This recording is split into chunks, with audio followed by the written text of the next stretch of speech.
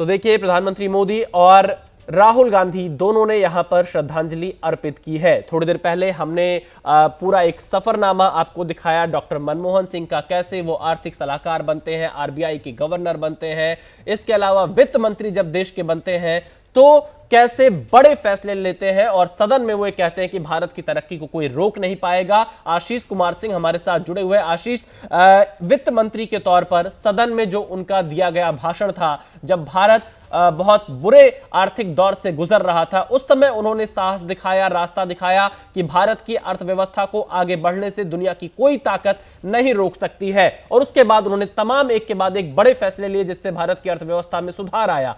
कैसे देखते हैं डॉक्टर मनमोहन सिंह के कार्यकाल को, खासतौर पर आर्थिक सुधारों को लेकर? विशाल, थोड़ा सा मुझे लगता है कि क्योंकि प्रेसिडेंट की मूवमेंट है इसलिए जैमर्स की वजह से ऑडियो में थोड़ी सी ग्लिचेस हैं, लेकिन जहां तक मैं आपकी बात समझ पा रहा हूं, आप बतौर वित्त मंत्री और जिस तरह से एक इकोनॉमिस्ट के तौर पे डॉक्टर मनमोहन सिंह ने परफॉर्म किया था उसका जिक्र कर रहे थे। निश्चित तौर पर 91 पूरे देश को याद है जब उन्होंने एक तरह से उन्हीं की नीति थी जिसकी वजह से भारतीय बाज़ार खुले थे और आज तक उस इकोनॉमिक जो फैसला हुआ था उस पर भारत आगे बढ़ रहा है। बतौर प्रधानमंत्री भी मैं कहूँगा कि डॉक्टर मनमोहन सिंह एक तरह से बतौर फाइनेंस मिनिस्टर भी एक्ट कर रहे थे, हालांकि उनके साथ able finance minister P Chidambaram भी मौजूद थे। एक बार मैं तस्वीरें आपको दिखा देता हूँ। घर के अंदर से राष्ट्रपति द्रौपदी मुर्मू निकल रही हैं। अब से कुछ मिनटों पहले वो अंदर गई थी अपनी तरफ से श्रद्धा सुमन अर्पित करने के लिए, और अब श्रद्धांजलि दे करके राष्ट्रपति द्रौपदी मुर्मू जी, ये देखिए उनकी गाड़ी बाहर निकल रही है डॉक्टर मनमोहन सिंह के घर के द्वार से, उस गेट से। ये उनका काफिला है, ये जो गाड़ी है इसी में राष्ट्रपति सवार हैं और ये उनका काफिला इनके घर से निकल रहा है। थोड़ी देर पहले प्रधानमंत्री नरेंद्र मोदी होके गए, सोनिया गांधी, राहुल गांधी, प्रियंका गांधी हमें पता है कि पहले से अंदर हैं, गृह मंत्री अमित शाह होके गए, राजनाथ सिंह देश के रक्षा मंत्री यहाँ आए थे, तमाम बड़े बड़े नेता यहाँ उनको श्रद्धांजलि देने के आए हैं। निश्चित तौर पर बिल्कुल सही बात है कि देश की जो आर्थिक तरक्की हुई है पिछले कुछ डिकेड्स में, उसका सबसे बड़ा श्रेय डॉक्टर मनमोहन सिंह को जाता है। और जैसा मैं आपसे कह रहा था कि बतौर प्रधानमंत्री भी वो एक तरह से इकोनॉमिस्ट ही थे, तभी उनके इर्द गिर्द जितने भी उन्होंने इकोनॉमिस्ट अपने साथ रखे थे वो बहुत ही एक्टिवली पार्टिसिपेट करके इकोनॉमिक डेवलपमेंट की तरफ बड़े बड़े फैसले किए थे डॉक्टर मनमोहन सिंह ने।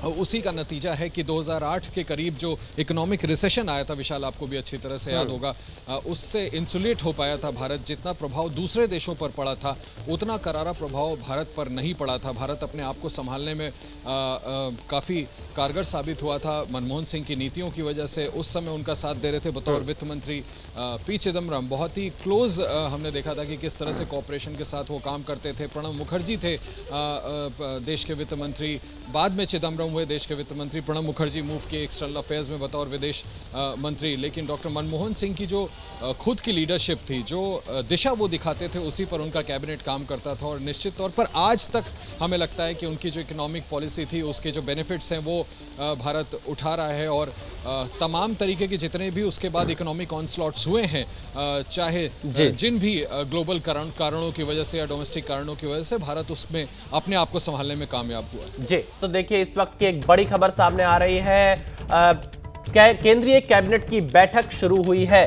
कैबिनेट की बैठक शुरू हुई है। कैबिनेट में डॉक्टर मनमोहन सिंह को श्रद्धांजलि दी जाएगी।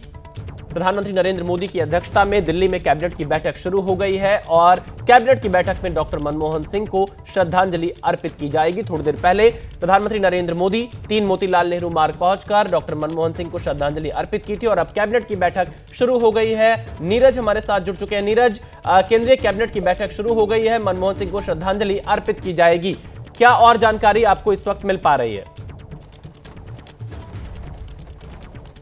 देखिए, पूर्व प्रधानमंत्री मनमोहन सिंह को श्रद्धांजलि देने के लिए कैबिनेट बुलाई गई है और कैबिनेट की बैठक ये शुरू हो चुकी है। माना जा रहा है थोड़ी देर में कैबिनेट की तरफ से, चूंकि ये सरकार की तरफ से उनको श्रद्धांजलि देनी होती है तो ये एक फॉर्मेलिटी होती है और इसीलिए भारत सरकार ने कल जब ये घटना हुई और जानकारी आई उसके बाद ही तुरंत कैबिनेट की बैठक प्रधानमंत्री नरेंद्र मोदी ने बुलाई। और अब जब मैं आपसे बात कर रहा हूँ तो इस समय कैबिनेट की बैठक शुरू हो चुकी है। माना यह जा रहा है कि अंदर कैबिनेट की बैठक में पूर्व प्रधानमंत्री डॉक्टर मनमोहन सिंह को बाकायदा श्रद्धांजलि दी जाएगी और श्रद्धांजलि देने की एक औपचारिकता पूरी होगी। तो ये सरकार की तरफ से बेसिकली ये श्रद्धांजलि होती है और ये एक फॉर्मेलिटी है और ये एक तरह से ये कहें कि भारत पूरा देश इस जो है घटना से बहुत दुखी है और भारत सरकार ने भी इस पर अपनी सहमति दी है और इसीलिए ये श्रद्धांजलि के लिए कैबिनेट का आयोजन किया गया है। बहुत शुक्रिया नीरज, पूरी जानकारी देने के लिए। आप नजर बनाए रखिएगा, हम आगे भी आपके पास आएंगे। तो आप देखिए, पूर्व प्रधानमंत्री डॉक्टर मनमोहन सिंह को श्रद्धांजलि अर्पित करने के लिए कैबिनेट की बैठक बुलाई गई है और वो कैबिनेट की बैठक शुरू हो गई है और कैबिनेट में डॉक्टर मनमोहन सिंह को श्रद्धांजलि अर्पित की जाएगी। दो तस्वीरें हम आपको लगातार दिखा रहे हैं। प्रधानमंत्री नरेंद्र मोदी जब सुबह 10 बजे पूर्व प्रधानमंत्री मनमोहन सिंह के आवास पर पहुंचे और उन्हें श्रद्धांजलि अर्पित की, और दूसरी तस्वीर है जब राहुल गांधी पहुंचे थे श्रद्धांजलि अर्पित करने के लिए। जैनेंद्र हमारे संवाददाता लगातार 3 मोतीलाल नेहरू मार्ग के बाहर से जुड़े हुए हैं। जैनेंद्र, क्योंकि जो परमाणु समझौता जिस समय डॉक्टर मनमोहन सिंह ने फैसला किया, उस समय परमाणु समझौते के लिए उन्होंने अपनी पूरी सरकार को एक तरह से दांव पर लगा दिया था। जो उनके सहयोगी दल थे वो भी उनको आंख दिखा रहे थे, खासतौर पर जो लेफ्ट पार्टियां थी, लेकिन उस दौरान डॉक्टर मनमोहन सिंह अपने फैसले पर अडिग रहे। और कैसे देखते हैं इस दौरान मनमोहन सिंह के इस फैसले को कि कुर्सी को भी उन्होंने अपने दांव पर लगा दिया था?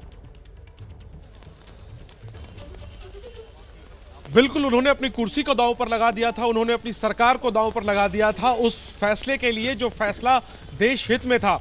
और उस फैसले के लिए मनमोहन सिंह जो है वो किसी भी दबाव में नहीं आए। तमाम राजनीतिक दबाव जिसका आपने जिक्र किया, लेफ्ट फ्रंट जो बाहर से सपोर्ट कर रहा था और जिनके सपोर्ट के कारण ही यूपीए सरकार चल रही थी, खुले तौर पर उन्होंने भारत और अमेरिकी महत्वपूर्ण परमाणु समझौते का विरोध किया था।